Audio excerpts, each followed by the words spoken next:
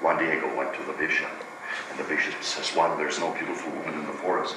You're a crazy Indian, you're filled with superstitions. I know you guys. He says, forget it. But the next time Juan passed through the forest, again the music, and again the beautiful woman. She said, go and tell the bishop, build my temple so I might do my work. The story goes on. All sorts of intrigue in it. Juan Diego is being haunted by this woman. The bishop is throwing holy water on him. It's a demon. No, we can't find anything. They had him traced, tracked, followed. Nobody could see anything there. No beautiful woman. Yet Juan Diego would see her. Could it be? One morning he woke up. His uncle was very sick. He was dying. He said, go get the bishop, get the doctor, come back. Juan had to go hurry to the church. And in order to get there fast, he had to go through the woods on that little hill. And there, sure enough, she stood. This time, over the beautiful white dress, there was blue. Yes. There was blue. There was stars on her dress. And he looked into her eyes. And he said, I must hurry, but what? And she says, Juan, you know what? Take off your sarape. Juan took off his sarape. He threw it on the ground. He spread it down. She says, now, take these roses and put them in your sarape. And fold this up. And fold this. And fold this way. And this way. And now, Juan, go and tell the bishop to build the temple.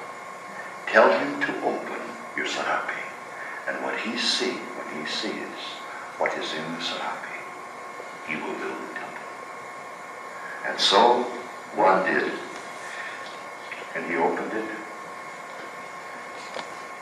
And Juan stood there saying, I bet you got a bunch of roses. Not true. There was a beautiful painting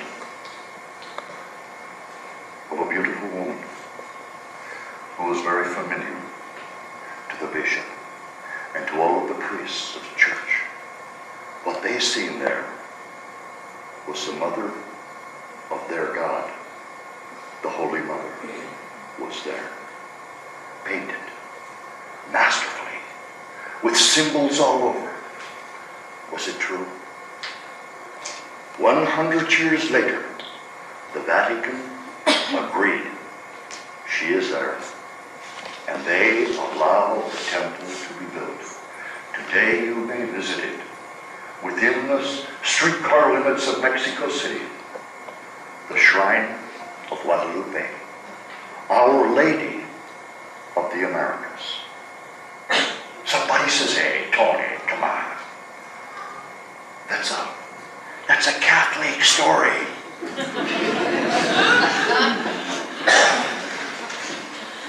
What do you say when people are stupid? Let me tell you, 2 days ago I was at Mesoamericans downtown. I walked in, and there, to my amazement, was a man who I worked with 20 years ago. He's white hair, very handsome. He was the art director at CBS here in Denver when I was working with him. He says, I said, Ken. He says, Tony. We shook hands.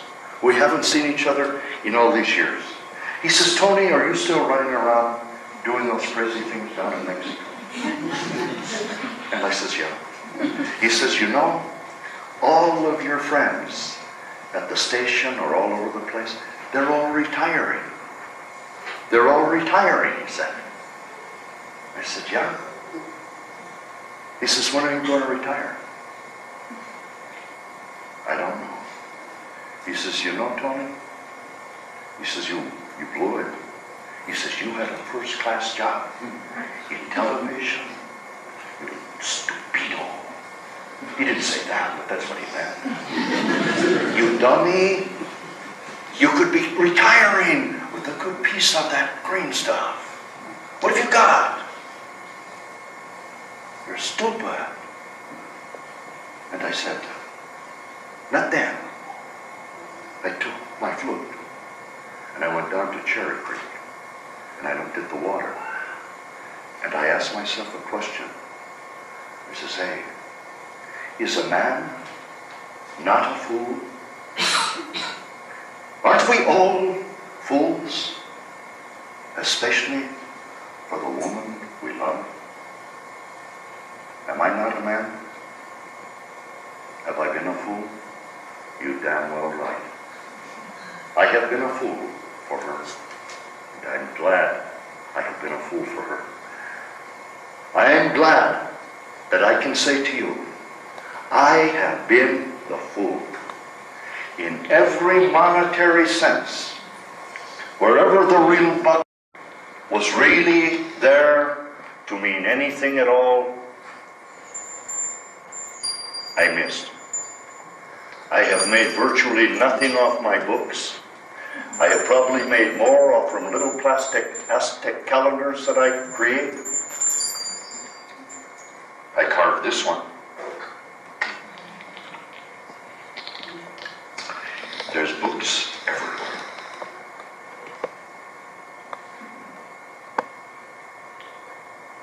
Listen. Listen.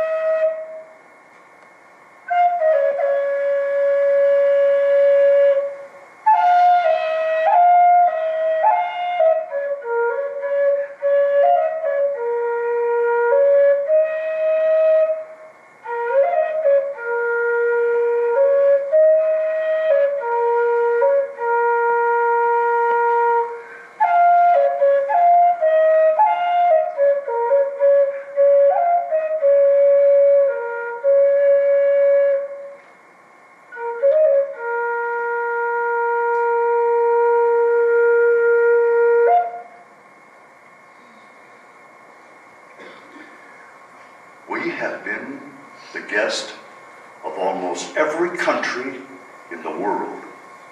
We have bought a ticket nowhere. The truth. I asked my brother, Craig Stevenson, to read to you a nomination for the highest award that an American citizen can receive in this country. It was in 1963. That was a very strange year for me.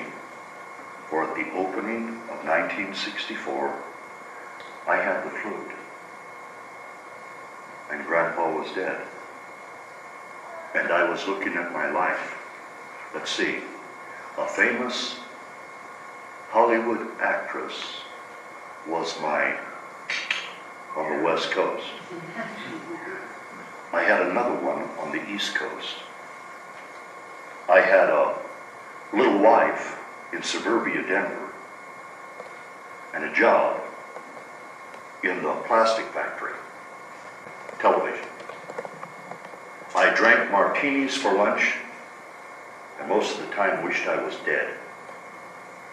I recall what my life had become.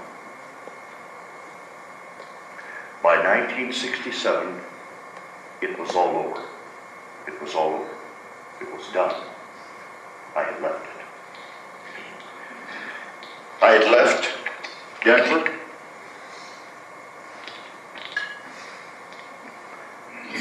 A book, Lord of the Dawn.